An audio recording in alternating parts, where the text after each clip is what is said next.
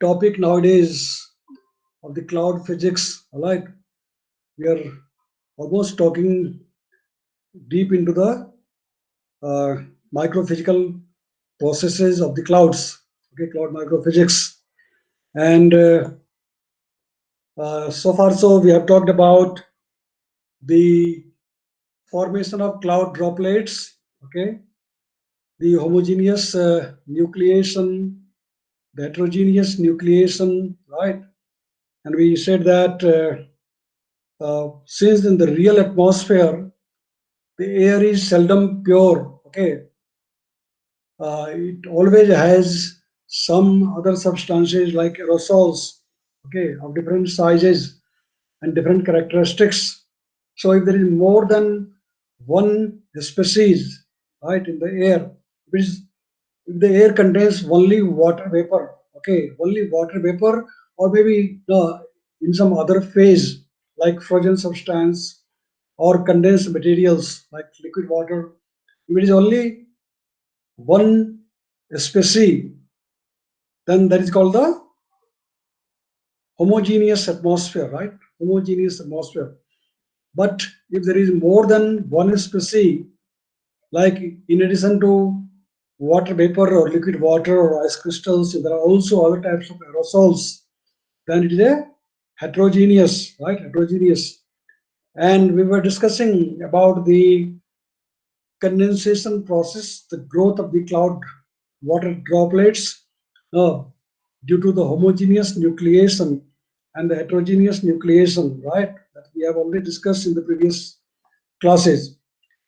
Okay, and we also talked about the hydrophilic, okay, and hydrophobic aerosols, all right? Those aerosols which have affinity for the water species, water substance, or the hydrophobic, okay, on which the condensation easily occurs, okay, the water droplets can form easily and they can grow also easily accordingly, right? And for that matter, we discussed yesterday that when we try to do the weather modification, artificial rain making, etc., we try to add the hydrophobic uh, particles in the air to have quick growth of the water droplets. Right? Yesterday we had already talked about the relationship between the droplet size, cloud droplet size, and the supersaturation. Okay, and we have discussed that in the pure air. Okay, when the air is very clean, then it requires a lot of supersaturation to occur for the formation of the cloud water droplet. But when the air has a mixed character, there are aerosols present in the air, then the droplets can grow much faster at a lesser supersaturation. Okay, in the ideal case, when the air is pure, then it can require like 112%, 114% also supersaturation in order for the cloud water droplets to form. Whereas in case of the mixed air, the water droplets can form and grow also at a very less supersaturation, like even if it is 0.4% above the saturation level, right? And the cloud water droplets can grow easily. Okay. Yesterday we also discussed about the so-called Kohler curves, right?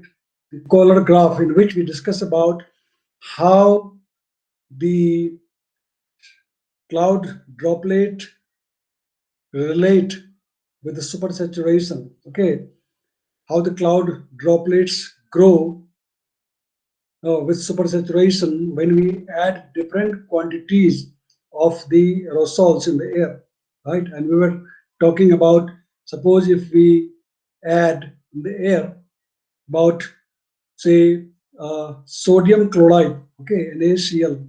Sodium chloride is a novel salt that we eat, okay. So different amount of sodium chloride, like 10 to the power minus 19 kilogram or 10 to the power minus 18 kilogram, okay. Then the solution becomes dilute, Okay, and since these are all hydrophobic, okay, they quickly dissolve or solve in the water droplets, so they make it more convenient for the water droplets to grow. Okay, and we saw the different curves. Like if you recall this diagram, oops,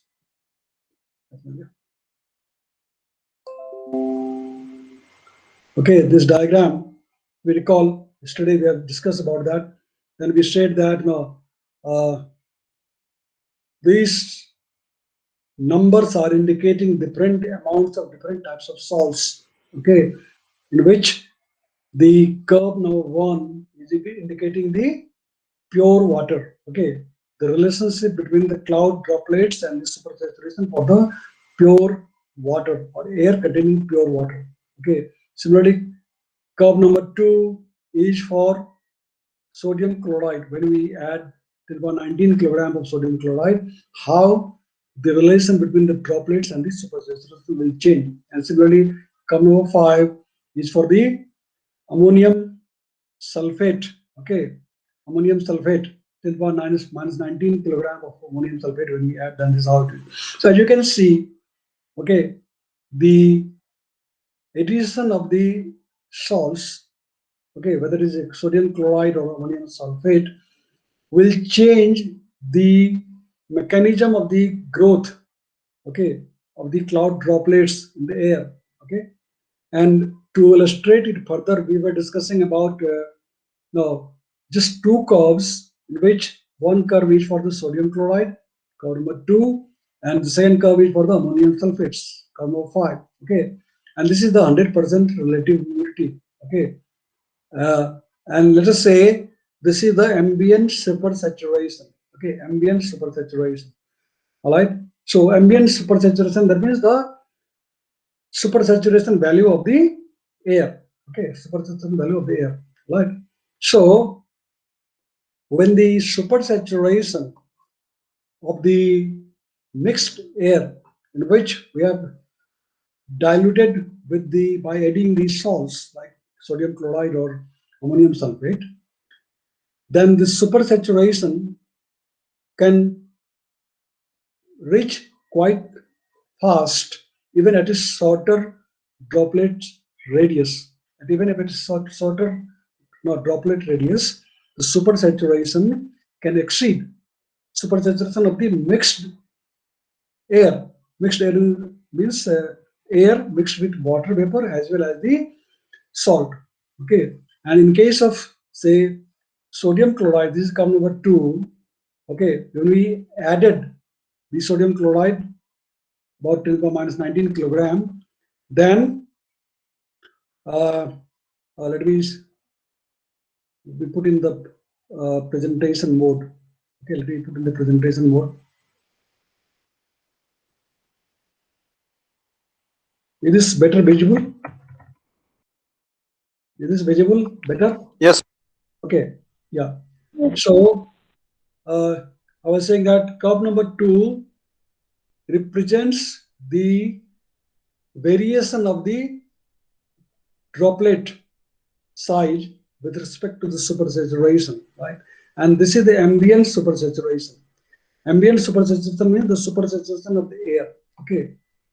So as you can see, when by adding the sodium chloride, 10 to the minus 19 kilogram of sodium chloride, suddenly there is a increase in the water droplets which are mixed with the sodium chloride. Okay, and this supersaturation is still below the ambient supersaturation. This line, the dashed line, is indicating the ambient supersaturation of the air. Okay, so this is below the ambient supersaturation. So as long as this is below the ambient supersaturation, the water droplets will keep growing in the site. Okay, and it reaches a peak, say for example, at this radius, let's say zero point 0.2, let us say micrometer, 0.2 micrometer. This is 1 micrometer, this is 0.1. This is at 0.2 micrometer. This is the maximum. Okay, and after that, the supersaturation start decreasing, but the radius of the water droplets keeps increasing. Okay, keeps increasing because more and more condensation is taking place on the surface of the mixed air with sodium chloride. Okay, this for the sodium chloride. Now, curve number 5, okay, is representing the mixed air with the ammonium sulfate. Okay, mixed air with the ammonium sulfate. And as you can see that in this case, the for a given water droplet radius, let us say, 0.1, let us say 0.1 micron water droplet size. This is the ambient supersaturation. It will quickly increase or reach into the equilibrium. It quickly reaches the equilibrium with the ambient supersaturation. Okay, for this water droplet size.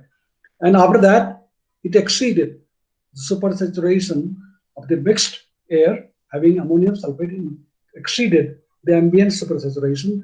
So in that case, what will happen is that the water will start, the water droplets, the cloud water droplets will start evaporating slowly. And because of that, again, it drops down, comes back to the equilibrium level here, right? And then once it is coming back to this point and further going down, then again the condensation or the growth of the water droplet starts and the size increases further. Okay, this is the size. So in such cases, when the size of the water droplets keeps increasing, keeps growing, in such cases, this is called that the the mixture of the air or the cloud condensation nuclei is activated. Okay, activated. Call it is activated. Sorry. Okay, when it exceeds the ambient supersaturation, so that the droplet starts evaporating, then it's called the solution is deactivated. Okay, the solution is deactivated. This is activated and this is deactivated. Again, it will get activated once it again comes down to this level, and after that further it increases. Okay, so these things are the properties. Okay, properties of the cloud microphysical parameters. Okay, in which we we try to find out the relationship between the size of the water droplets and the supersaturation value. Okay, and this is a so-called the Kohler's curve. Right. Then further,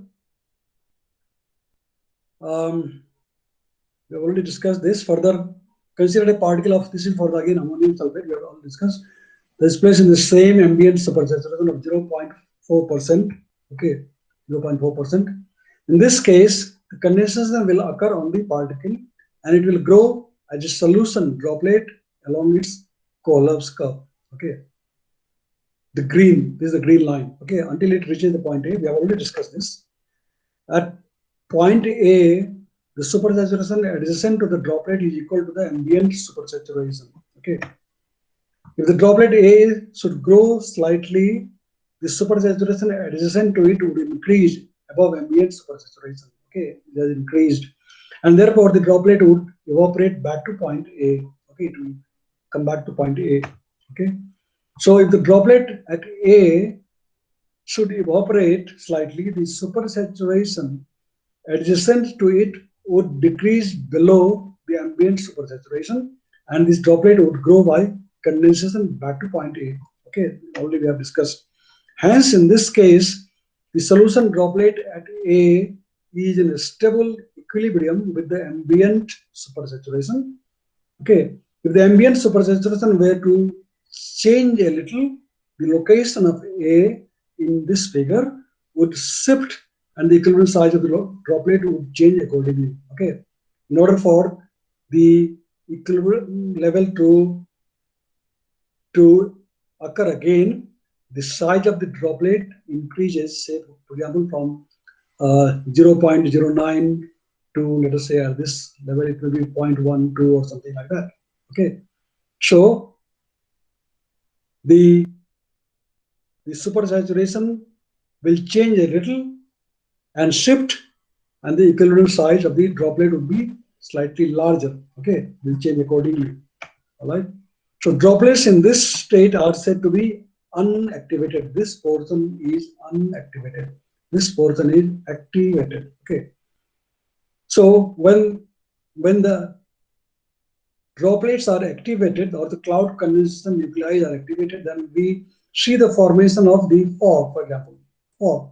Okay, in which the formation of droplet is quite active. Okay, when it is inactive, then we get the haze. Have you heard about the haze formation? Yes or no? Have you seen the haze? You've seen the Yes, fog, sir. right? Yeah. And similarly, you also have seen the haze, right? So in case of the haze, the the solution droplets in which we have got some mixture of aerosols in the air, okay, they are inactivated or unactivated, okay. Whereas in case of the fog, the solution droplets are activated, and so more and more of them form. All right. So you know the now difference between activated and unactivated droplets. Okay, the fog droplets and the haze droplets. Okay, so this should you should know. All right. Now let's talk about the cloud condensation nuclei further. Okay, cloud condensation nuclei. Now atmospheric aerosols serve as particles upon which water vapor condenses to form droplets at supersaturation ranging from zero point 0.1 to 1%. Okay, you have seen that it's not necessary that just exactly at this supersaturation the condensation or the formation of the water droplets take place. It has to be slightly higher than that. Okay, say in the range from zero point 0.1 to 1%. Now, these particles are called the cloud condensation nuclei, CCN. Okay, the CCN range in diameter from 0.06 millimeter to greater than 2 millimeter. Okay, this is the typical range of the size of the cloud condensation nuclei. Okay, now they are called small or Aitken nuclei when their size is between 0.06 to 0.2 millimeter. In this size range, when the condensation nuclei are present, then they are called the Aitken nuclei or a small nuclei. If the size is between 0.2 to 2 millimeter, the size of the radius, okay, the radius of the nuclei is between zero point 0.2 to 2 millimeter, then they are called large nuclei, okay. And when it's greater than 2 millimeter size radius, then it's called the giant nuclei, okay.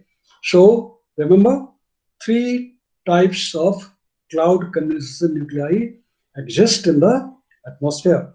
One is the Aitken nuclei having this size range, other is a large nuclei having size range from zero point 0.2 to 2 millimeter, and the third one is the giant nuclei in which the size is greater than 2 millimeter. Okay, so obviously larger the size, it will make it more conducive, easy for condensation to occur because it will have a larger surface area, and therefore the size of the water droplets will be accordingly larger when the size of the cloud condensation nuclei is bigger. Okay.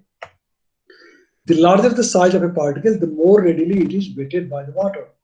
And the greater its solubility, the lower will be the supersaturation at which the particle can serve as CCN. So, for the larger particles, lesser supersaturation is required for water droplets to form and grow. Okay, all right. For a smaller CCN, cloud condensation nuclei, we need larger supersaturation. Okay, in order for the condensation and growth of the water droplets. All right. For example, to serve as a cloud condensation nuclei at 1% supersaturation.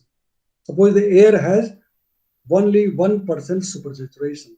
Now, in order for the nuclei to act as a cloud condensation nuclei at this supersaturation rate, completely weightable but water insoluble particles need to be at least zero point 0.1 micron meter in radius, okay, at this supersaturation. Whereas Soluble particles can serve as CCN at the same supersaturation even if they are as small as 0.01 micrometer in radius. See the relationship. See the relationship between the size of the Sicilian cloud condensation nuclei and the supersaturation required. Okay, supersaturation required for the formation of the water droplets. All right. So, as you can see that we are now discussing deep into the cloud microphysics, all right, of the formation and growth of the water droplets.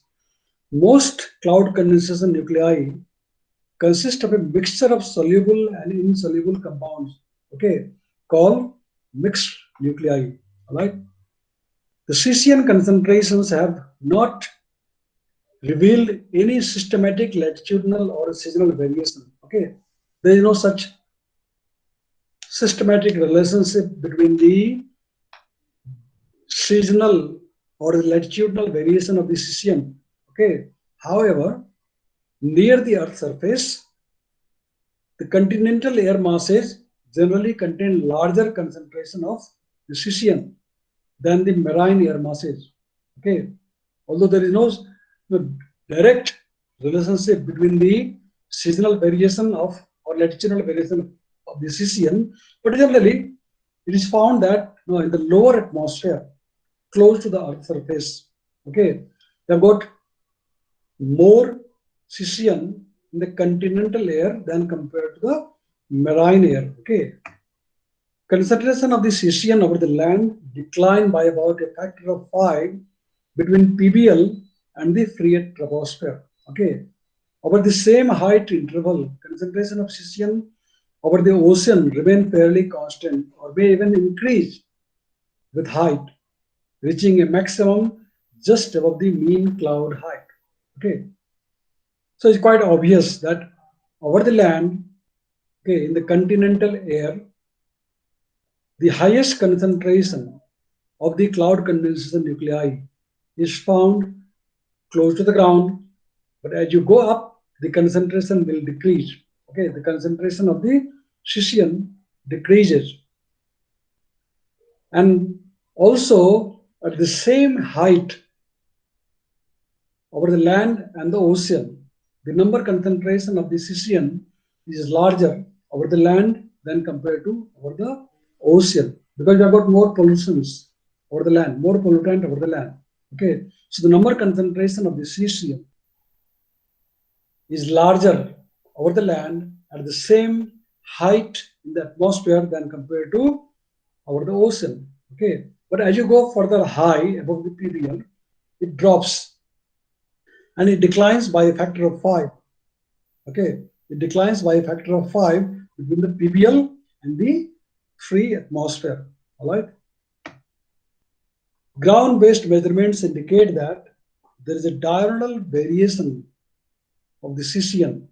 Okay, the ground-based measurement indicates that there is a diurnal variation of the cesium concentration with a minimum at the in the morning at about 6 a.m. in the morning and maximum at 6 p.m. in the evening. Okay, so this is very clearly seen.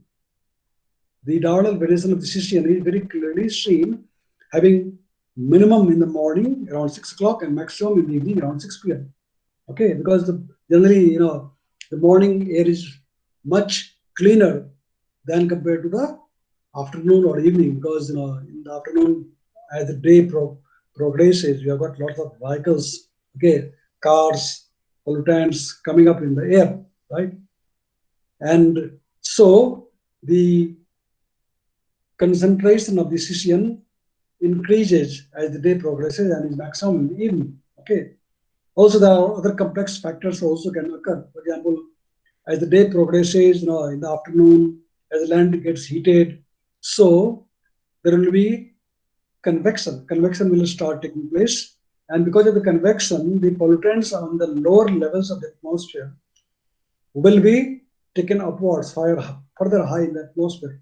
So in the evening time, okay, in the afternoon or evening time, larger depth of the atmosphere, higher than the PBL, will have more CCN, cloud condensation nuclei, whereas in the morning, lesser depths of the atmosphere will have the cloud condensation nuclei.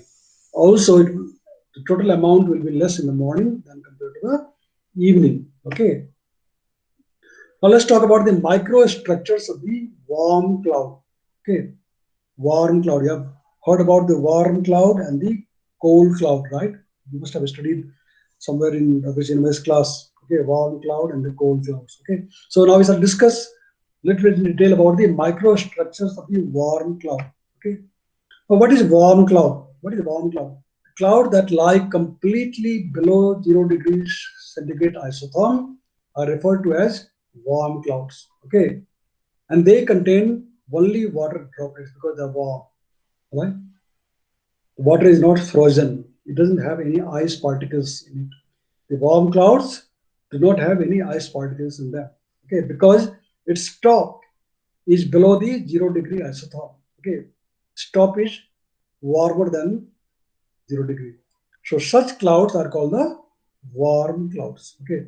So let us now see how is the microphysical structure of such warm cloud. Now, in describing the microstructure of the warm cloud, we are interested in the amount of liquid water per unit volume of air called the liquid water content. LWC is a very important parameter. LWC, the liquid water content. Generally, we measure this liquid water content either by balloons, okay, by tying the instruments in the balloons like reduction balloons, or we also can measure the liquid water content by satellites, using satellites. Okay, so this is one of the important parameter that is used for describing the microstructure of the clouds. Okay, especially the warm clouds. Then the total number of water droplets per unit volume. Okay, called the cloud droplet concentration. Okay, this is another important parameter, microphysical parameter, cloud microphysical parameter that we use to characterize the warm clouds. One is the liquid water content, second is the cloud droplet concentration, and also the size distribution of cloud droplets called the droplet size distribution. Okay, droplet size distribution. So there are three important factors. Okay, the three important parameters to describe the microphysical structure of clouds are: number one, the liquid water content.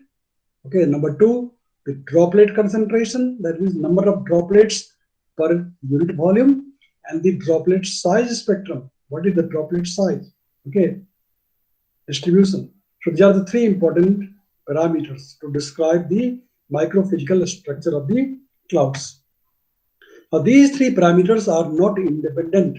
For example, if the droplet spectrum is known, we know the droplet spectrum, size spectrum, we can calculate or we can derive the droplet concentration as well as the liquid water content. There is a now relationship between the three parameters.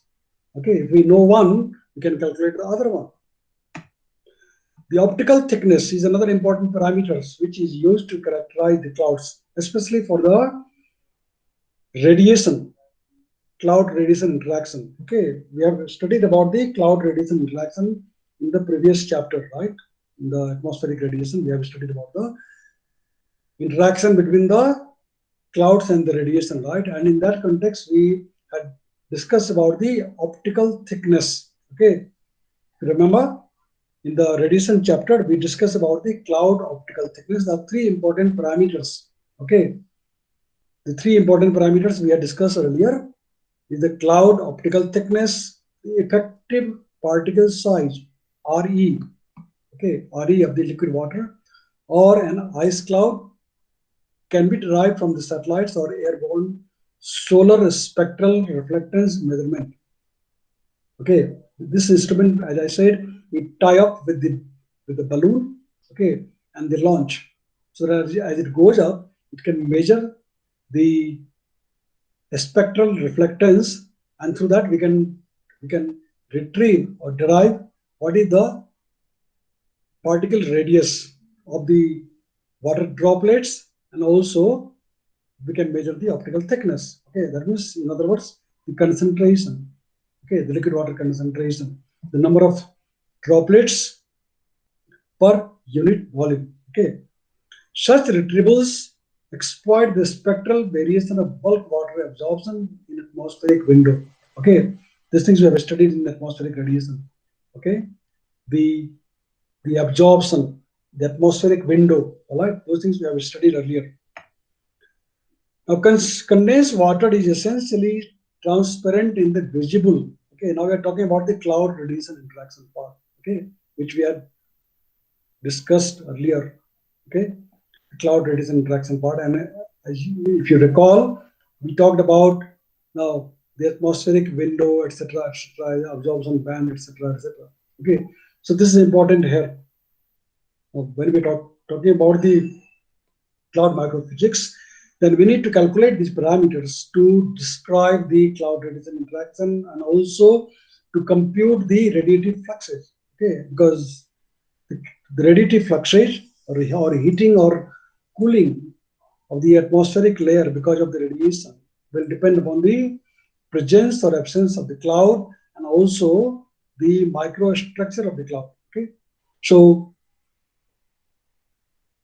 the visible and near infrared portion of the spectrum, that is wavelength ranging from zero point 0.4 to 1 micron, and therefore the cloud reflectance is dependent on the optical thickness, cloud optical thickness denoted by tau.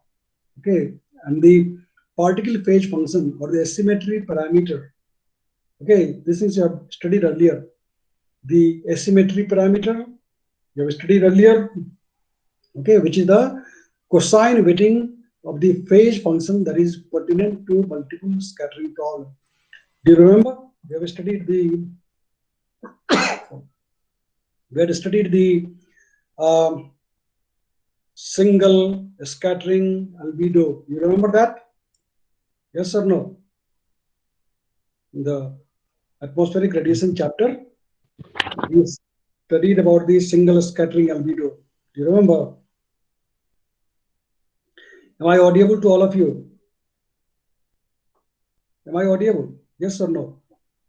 Everybody Yes, is sir. silent. Hello? Can you hear me? Yes, sir. Yes, Okay. sir. Okay, good. Yeah, you have to respond. Okay, so that I know that I am audible and visible. All right. So, do you remember we had studied in atmospheric radiation three important parameters called the volume extinction coefficient, right? Volume extinction coefficient, number one. Number two, single scattering albedo. Okay. And number three, asymmetry factor. Okay. Asymmetry factor. So we are talking about them once again here. We are talking about them once again here. All right. The cloud optical thickness, the effective radius of the cloud droplets. Okay. The the uh, the asymmetry parameter and also the single scattering albedo. Okay. So you have to study all those things and remember. All right. So, however, what it is weakly absorbing in the short wave and mid wave infrared window, that is 1.6, 2.1, and 3.7 micron meter bands. You recall, you remember that we had discussed about how the the radiation is absorbed by different substances, whether it is water vapor or carbon dioxide or any other gaseous substance. Okay, they absorb the radiation and also the short wave and long wave radiation in different bands, wavelength bands. Okay, in some band they absorb completely. Okay, and in some band they are transparent. Okay, so the bands in which they are transparent are called the atmospheric window, through which the radiation completely escapes to the space. Okay. So the water is, if you recall, we had discussed earlier also the water vapor. Okay. The water is weakly absorbing in the short wave and mid wave infrared window, which is 1.6, 2.1, and 3.7 micron bands. Therefore, in these spectral bands, cloud reflectance is also dependent on particle absorption, which is described by the single scattering albedo. Okay, single scattering albedo. You remember that? ratio of the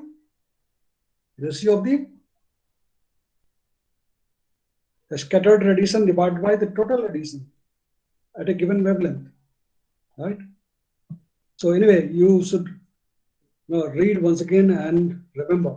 Okay, these things are very important, and questions can come in the examination about these things. Right? Now, this is another important, interesting diagram which shows you the characteristics of the cloud microphysical parameters of the warm cloud. When you say warm cloud, as I said, it is a cloud in which we have got only liquid water, or it can be non-precipitating also, right? Precipitating cloud and non-precipitating cloud. Okay, we have talked about that. The clouds in which rainfall occurs continuously, raining cloud, or non-raining cloud in which rain do not occur.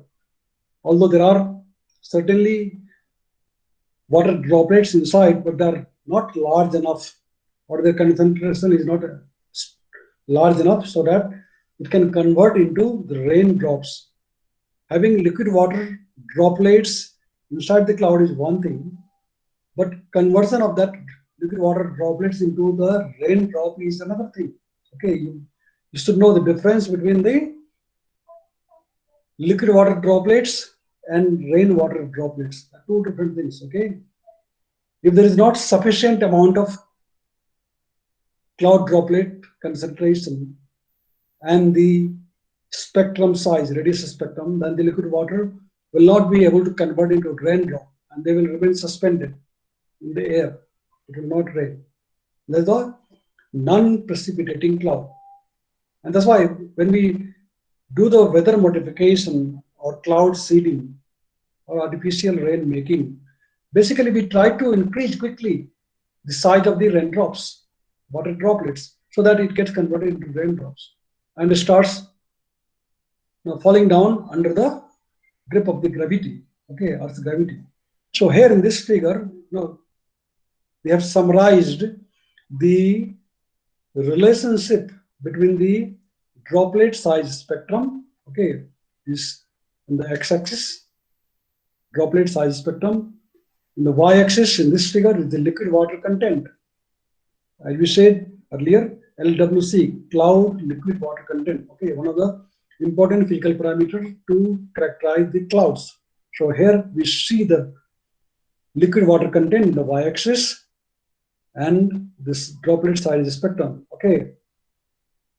In this diagram, we show the relationship between the droplet size spectrum and the vertical air velocity.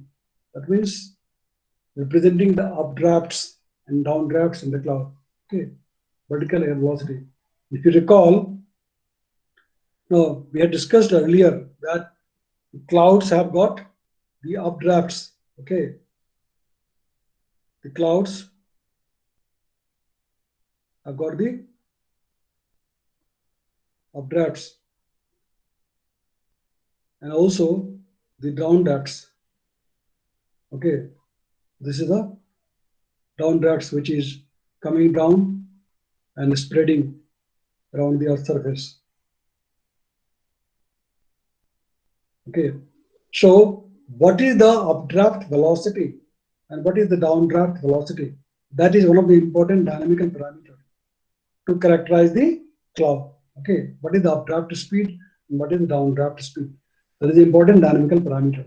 And in this diagram, in this diagram,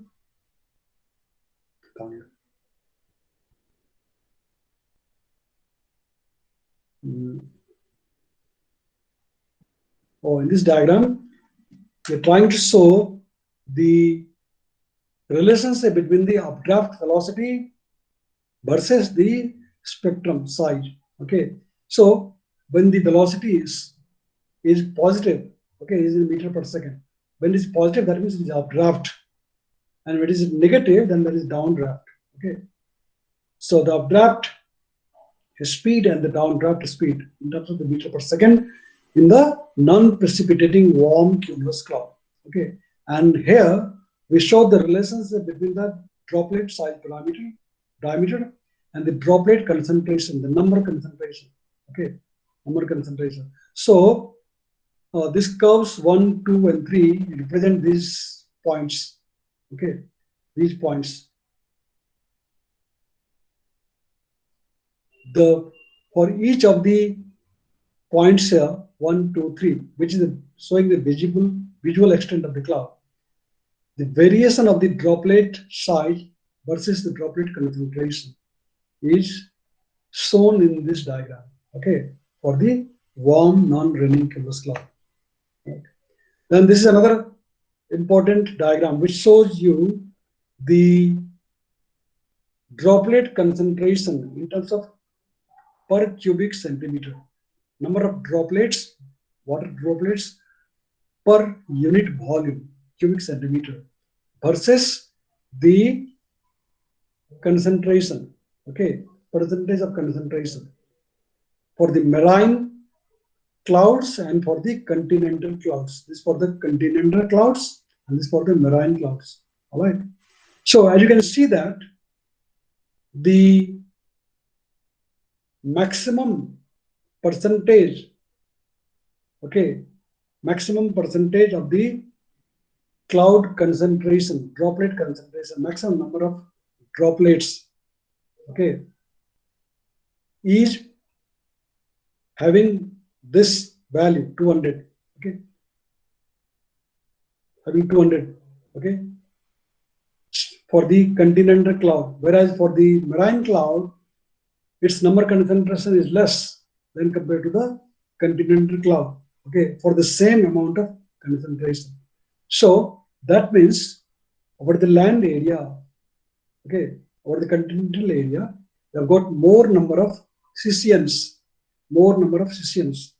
okay, than compared to over the ocean surface. Now in this diagram, we are showing the droplet radius versus the droplet concentration, again for the marine and the continental clouds. Okay, so the droplet concentration for the, let us say, for the same number of droplet concentration, of course, it is much smaller than compared to the continental air, because continental air, you can see the range is from 0 to 300 per cubic centimeter.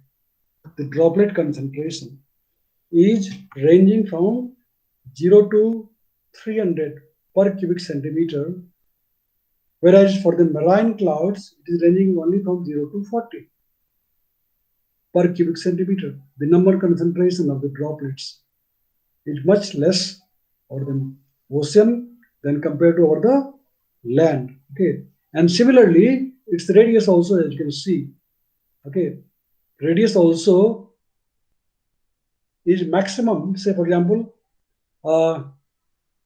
here maximum is about 9 micron radius is having the concentration per unit volume about 200 number of droplets, or 200 droplets per cubic centimeter have the typical radius of about 9 micron. They are 9 micron in size.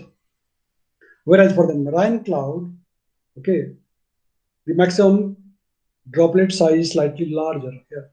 Okay, but then their concentration is much lesser compared to the continental cloud. So these are the different cloud microphysical properties for marine clouds, for the continental clouds which are warm, non-precipitating. Okay. Now in this diagram, we show the variation of the cloud optical thickness and the cloud particle effective radius. Okay, cloud optical thickness versus the cloud particle effective radius for the entire world. This is for the globe, measured by the satellite. Okay, this is from the satellite measurements, and this is the scale here. This is the cloud optical thickness showing 0 to 20. Okay, and this is the effective radius of the cloud droplet size. Okay, so as you can see, this is India, right? This is India. Darker the color, as you can see that, higher is the effective radius. And you can be seen that the effective radius are generally smaller over the land than over the ocean. And that we have seen earlier also in the previous diagram. You recall, the effective radius of the cloud droplets is larger over the marine or the ocean than compared to the land area. And that is also proved by the satellite measurements. Okay, the effective radius values are generally smaller over the land than compared to the ocean. Okay, so they are the cloud microphysical parameter, the variation of the cloud microphysical parameters globally as retrieved from satellite, and also the other parameters. Okay, other parameters like liquid water content, all right, number concentration, etc. Okay. Then the next important topic is the cloud liquid water content and the entrainment. Okay, entrainment. Do you remember we had talked about the entrainment process in one of the classes, very beginning, early classes? Do you remember the entrainment? Yes or no? All of you. Everybody is silent.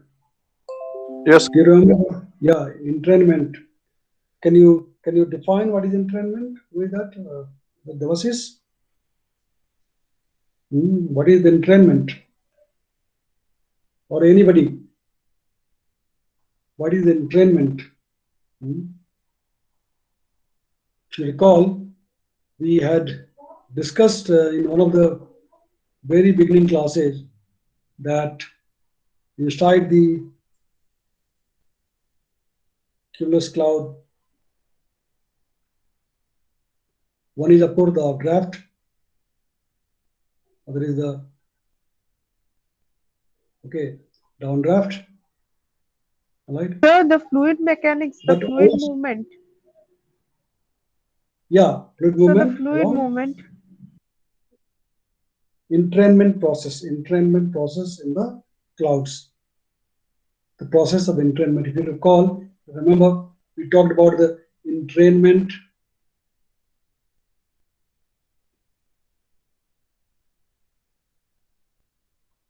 and detrainment.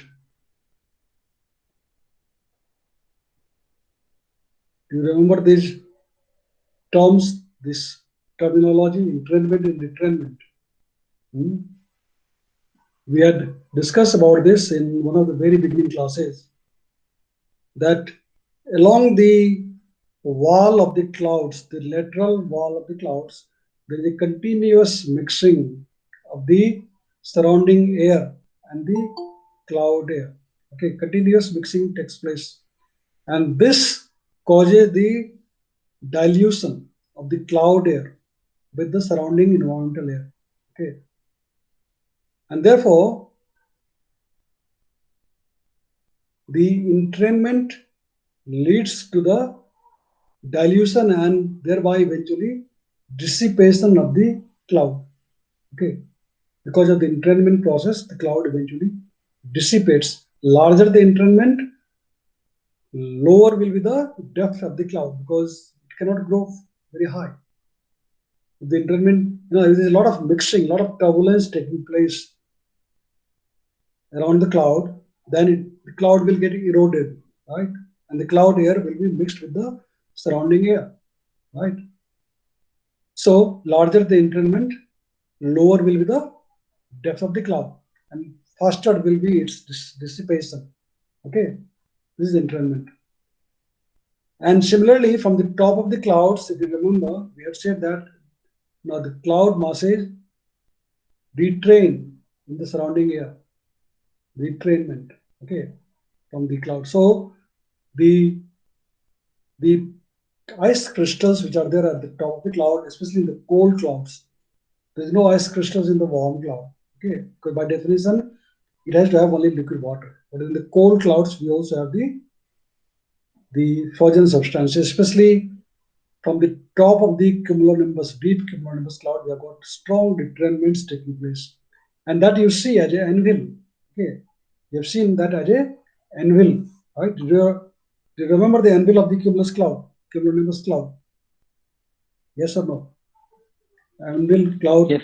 of the cumulonimbus cloud. Yeah. I will just try to once again bring that out. Okay, cloud physics, cloud types.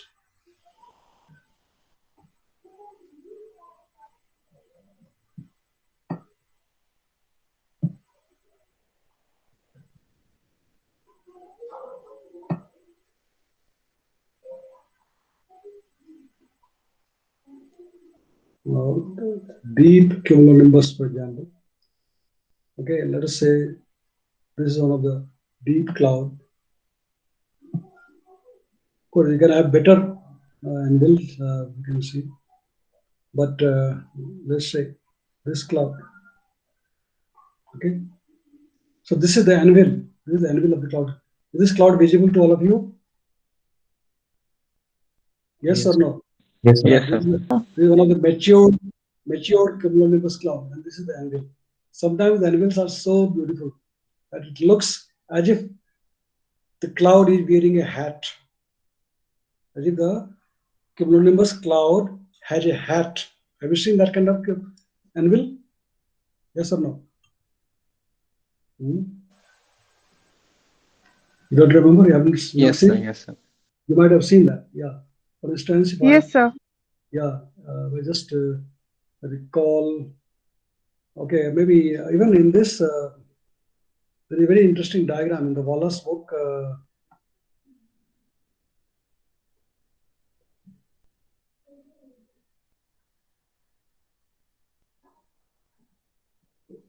Okay,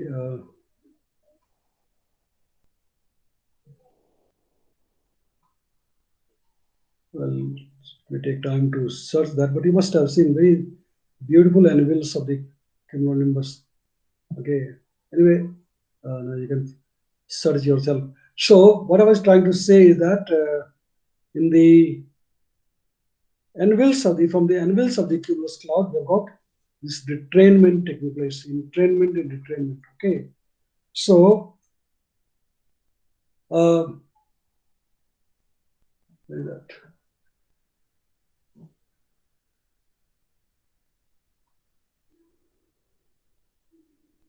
Okay, yeah, the cloud liquid water content and the entrainment. I see that it is already 1:50, so maybe this topic we can take up start in the next class. It's already almost 2 o'clock, 10 to 2. Will that be okay? Talk about this in the next class. Yes or no? Yes, sir. Yes, sir. Okay. Yeah, so we stop here for today. Okay. And if you have any question for today's class, then let me know. Do you have any question for today's class? Since everybody is silent, so there is no question. Okay. And we have got only 6 students so far. Most of them have dropped out. So very poor attendance anyway. So tomorrow, Wednesday, we don't have class, right? Wednesday, we don't have class. Our next class is Thursday and Friday. But Thursday, I will be traveling. Okay. So Thursday class also we will not have. Tomorrow, Wednesday also will not have. Thursday also will not have. Okay. Now the next class, I'll try to take class on Friday because Friday I will be reaching Delhi hopefully. So from Delhi, I will try to take your class on Friday because on Thursday I will be on traveling. Okay. Tomorrow is a gap anyway. So Thursday class we will not have, but Friday I'll try to take class from Delhi. Okay. So Yes, sir. yeah. So for today we are going to stop. All right, and we'll see you on hopefully on Friday if I can take Friday class from Delhi. Okay. Thank you, sir. Right. Thank you, sir. All right. Okay.